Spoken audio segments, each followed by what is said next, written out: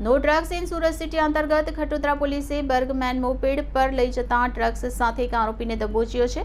પોલીસે 97.150 ગ્રામ ડ્રગ્સ કબજે લઈ વધુ તપાસ શરૂ કરી છે. સુરતની ખટોદરા પોલીસની ટીમે બર્ગમેનમાંથી 97.150 ગ્રામ એમડી ડ્રગ્સ ઝડપી પાડ્યું છે. પોલીસે એક આરોપીની ધરપકડ કરી છે અને 9 લાખથી વધુનો મુદ્દામાલ જપ્ત કર્યો છે. ઝડપાયેલો આરોપી અગાઉ પણ ડ્રગ્સના ગુનામાં પકડાઈ ચૂક્યો છે. આરોપી વરિયાળી બજાર વિસ્તારમાં રહેતો હતો અને શોએબ નામના ઈસમ પાસેથી એમડી ડ્રગ્સ ખરીદી ગ્રાહકને સપ્લાય કરે છે.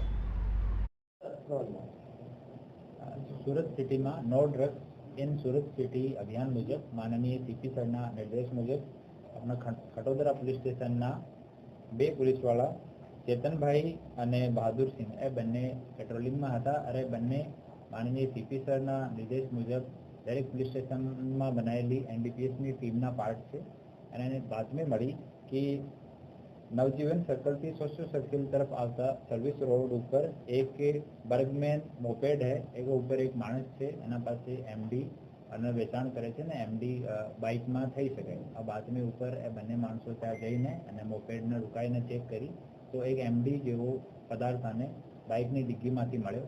એના પછી તરત જ સિનિયર અધિકારીઓને જાણ કરવામાં આવી, એફએસએલને અને સરકારી પંચોને ત્યાં જાણ કરવામાં આવી. સરકારી પંચોની હાજરીમાં એફએસએલ ચેક કરતા જો નશીલો પદાર્થ છે સફેદ કલરનો એમડી પ્રતિસ્થાપિત થયો અને જો આરોપી છે એને અટક કરવામાં આવ્યો છે. આરોપીનું નામ જલાલુદ્દીન ઇસ્માઇલ શેખ છે.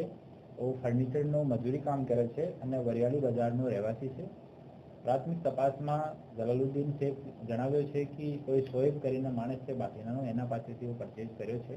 જલાલુદ્દીન શેખ ઉપર એક જૂનો ગુના પણ એમડીનો છે. લાલગેટ પોલીસ સ્ટેશનમાં 11 ગ્રામનો દર્જ થયેલો હતો, જેમાં 6 માસ સુધી રાજકોટ જેલમાં હતો. એના પછી બેલ મળ્યા પછી 3 માસ સુધી ફક્ત ફર્નિચરનું કામ કર્યો અને 3 માસ પછી ફરીથી ડ્રગ્સનું કામ શરૂ કરી દીધું અને એને મોબાઈલની ચકાસણી કરતાં મોબાઈલનો ડાટા દરેક દિવસો ડિલીટ કરી નાખે છે, વોટ્સઅપનો ડાટા પણ અને મોબાઈલનો ડાટા પણ. તો મોબાઈલને એફએસએલને મોકલવામાં આવશે અને જો પણ ડિટેલ મળશે એના સ્તર પર ફર્ધર કાર્યવાહી કરવામાં આવશે. એના વિરુદ્ધમાં એક લાલગેટ પોલીસ સ્ટેશનમાં જુગાડનો પણ ગુના છે, 2 ગુના જૂના છે અને એક ત્રીજો ગુના છે અને ફર્ધર જો ઇન્વેસ્ટિગેશન છે એ ચાલુ છે. ટોટલ જો મુદ્દામાલ મળ્યો છે એ 97.150 ગ્રામ છે, જેની જો કિંમત છે 9,72,500 રૂપિયાની છે અને મોપેડ અને બધું મળીને 10,01,300 રૂપિયાનો ટોટલ મુદ્દામાલ કબજે કરવામાં આવ્યો છે અને ફર્ધર ઇન્વેસ્ટિગેશન ક્યાંથી લઈને આવ્યો, જે વેચાણ કરતો હતો તો ક્યાં વેચાણ કરતો હતો, બીજા કોઈ માણસ પણ ઇન્વોલ્વ છે એની તપાસ ચાલુ છે.